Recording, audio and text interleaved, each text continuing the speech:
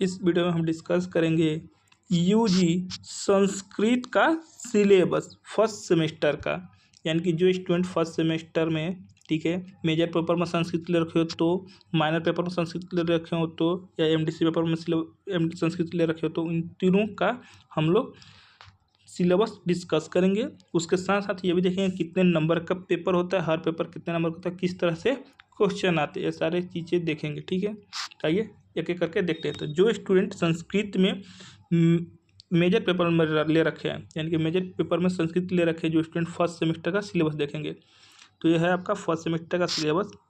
ठीक है, आपको मेजर पेपर जो 1 बोला जाता है फर्स्ट सेमेस्टर में, ठीक है, इसमें आपको टोटल 5 यूनिट पढ़ने हैं। यूनिट 1 में पढ़ना संज्ञा प्रकरण, यूनिट 2 में पढ़ना संधि प्रकरण, स्वर संधि, व्यंजन संधि, स्वर्ग संधि। ठीक है, यूनिट 3 में पढ़ना है सुबंत, तिङन्त एवं लकार परिचय, और यूनिट 4 में पढ़ना अनुवाद, यूनिट 5 में पढ़ना आपको ट्यूटोरियल।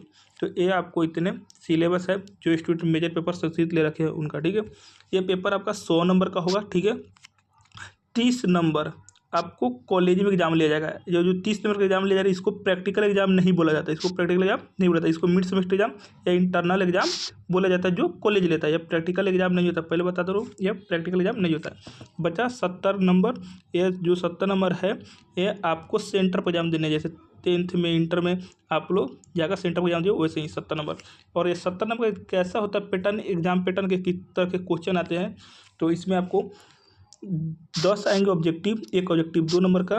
ठीक है, 4 आपको शॉर्ट आंसर बनाने होंगे, एक शॉर्ट आंसर 5 नंबर का, 3 लॉन्ग बनाने होंगे, एक लॉन्ग 10 नंबर का। ठीक है, तो ये 70 नंबर ये हो गया, और 30 नंबर कॉलेज जो लेगा वो मिलेगा 100 नंबर आपके हो जाएंगे पूरे। और अब जो स्टूडेंट माइनर पेपर में संस्कृत ले रखे हैं उनका सिलेबस ये है। ठीक है, इसमें आपको टोटल 5 यूनिट पढ़ना है। यूनिट 1 में पढ़ना संज्ञा प्रकरण, यूनिट 2 में पढ़ना संधि प्रकरण, स्वर संधि, व्यंजन संधि, स्वर्ग संधि। ठीक है, यूनिट 3 में पढ़ना शब्द रूप, राम, लता, फल, नदी, वारी, साधु, वरु, मधु, गौ, मातृ, राजन, युषद, हम सब तीनों लिंगों में तत्व, किम, स्वर्ग, अदम। ठीक है, ये सब पढ़ना है। ठीक है, भू लट लकार, भू लोट लकार, लंग लकार। ठीक है, भू लकार गम।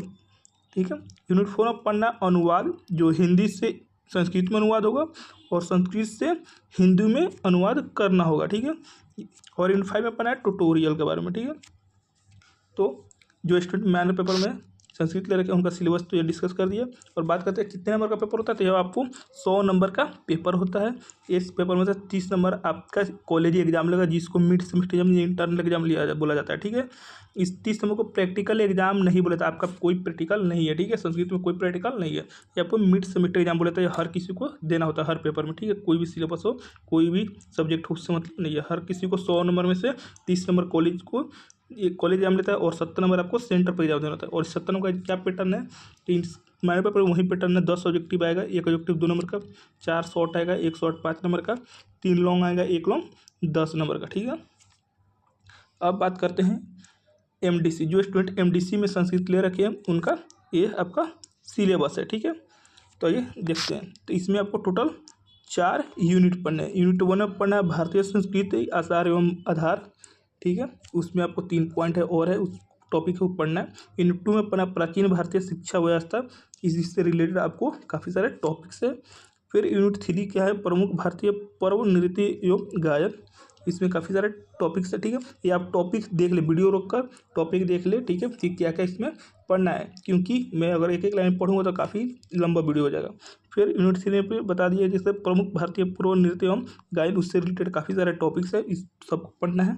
और यूनिट 4 में पढ़ना है भारतीय संस्कृति के आधुनिक प्रचारक, जिसपे काफ़ी सारे लोगों के बारे में कि कौन भारतीय संस्कृत के आधुनिक प्रचारक, यानी कि जो मॉडर्न प्रचारक है, जो बताते थे लोगों को कि संस्कृत क्या है, तो उनके बारे में पढ़ना है। यूनिट 4 में तो ये जो सिलेबस है एमडीसी वाले को, जो स्टूडेंट एमडीसी ले रखे हैं, संस्कृत एमडीसी में संस्कृत ले रखे हैं, उनका यह सिलेबस है। और यह पेपर भी आपका 100 नंबर का होता है। 30 नंबर से कॉलेज लगा, इसको मिड सेमेस्टर एग्जाम या इंटरनल एग्जाम बोला था। आपका कोई प्रैक्टिकल एग्जाम नहीं है। ठीक है, 70 नंबर आपको सेंटर पर एग्जाम देने, 70 नंबर का वही पैटर्न है। 10 ऑब्जेक्टिव, एक ऑब्जेक्टिव 2 नंबर का, 4 शॉर्ट आंसर बनाने होंगे, एक शॉर्ट आंसर 5 नंबर का, और 3 लॉन्ग बनाने होंगे, एक लॉन्ग 10 नंबर का। ठीक है, तो ये MDC संस्कृत का सिलेबस हो गया, ये MIC संस्कृत और यह मेजर संस्कृत का सिलेबस हो गया। ठीक है, हर पेपर 100 नंबर का है। ठीक है, मेजर हो चाहे माइनर हो MDC हो, हर पेपर में से 30-30 नंबर आपका